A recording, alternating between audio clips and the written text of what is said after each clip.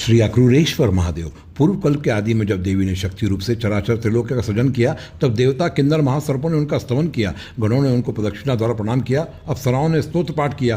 केवल दुर्बुद्धि परिचालित तथा गर्वित होकर भृंगी ने देवी को प्रणाम नहीं किया। वह कहने लगा, मेरे एकमात्र देवता महादेव हैं, उनकी पत्नी से हमारा क्या लेना देना। इतना कहने के बाद भी देवी ने उसके प्रति करुणा भाव दिखाते हुए कहा कि हे पुत्र, तुम मेरे लिए गणेश के ही समान हो, तुम मेरे पास आओ। लेकिन भृंगी देवी को क्रोध करते हुए कहने लगा कि मेरे माता और पिता तो सिर्फ महादेव हैं, मैं उनके अलावा किसी की पूजा नहीं करूंगा। तब देवी उस पर क्रोधित होकर बोली, तुमने पुत्र होकर मुझे अपमानसूचक शब्द कहे हैं। पुत्र की त्वचा, मांस, रक्त एवं आंत माता से ही जन्म लेती है। नाक, दांत, अस्थि, शिश्न, वाक, मस्तक तथा शुक्र पिता से उत्पन्न होता है। भृंगी ने यह सुनकर अपने शरीर का मांस, त्वचा, रक्त और आंत रूपी मात्र अंश का त्याग कर दिया। तब देवी ने क्रोधित होकर उसे श्राप दे दिया कि हे क्रूर बुद्धि, जाओ और जाकर भूलोक पर पतित हो जाओ। वह भृंगी भूलोक पर गिरता है और फिर वह पुष्कर तीर्थ में रहकर हजारों वर्ष तक एक पैर पर खड़े रहकर तपस्या करता है। उसके दुष्कर तप से जगत दग्ध होने लगा। तब महादेव सभी देवताओं के साथ वहां गए जहां पर वो तपस्या कर रहा था। तब महादेव ने उससे कहा कि तुम इस क्रूर तथा लोगों को कष्ट देने वाली तपस्या क्यों कर रहे हो? सिर्फ देवी पार्वती ही तुम्हारे श्राप का विमोचन कर सकती हैं।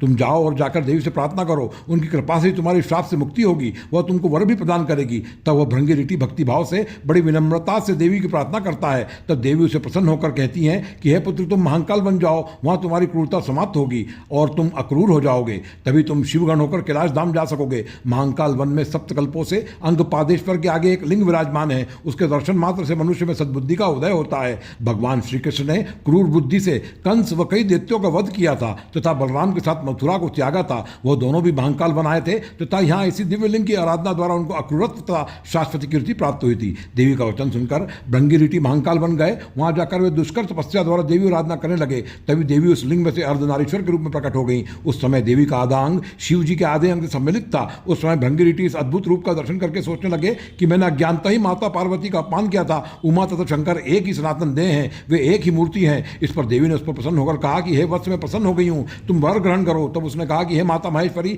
इस लिंग के महात्म्य से मेरी क्रूर बुद्धि समाप्त हो गई है। अब से यह लिंग श्री अक्रूरेश्वर महादेव के नाम से प्रसिद्ध हो। तब देवी कहती है, तथास्तु, अब से ऐसा ही होगा। और वो कहती है कि जो भी इस लिंग के स्पर्श दर्शन करेगा वह आयु, आरोग्य, ऐश्वर्य, अभिनिश्चित वस्तु तथा सहस्त्र गोदान का फल लाभ करेगा। जो व्यक्ति यहाँ मंदाकिनी कुंड में स्नान करेगा तथा विद पुष्पों से अक्रूरेश्वर महादेव का पूजन करेगा, वह भले ही पापी रहा, वह स्वर्ग जाएगा। वर्तमान में यह लिंग उज्जैन के अंगपात क्षेत्र में राम लक्ष्मण मंदिर विष्णु सागर परिसर के बाहर स्थित है।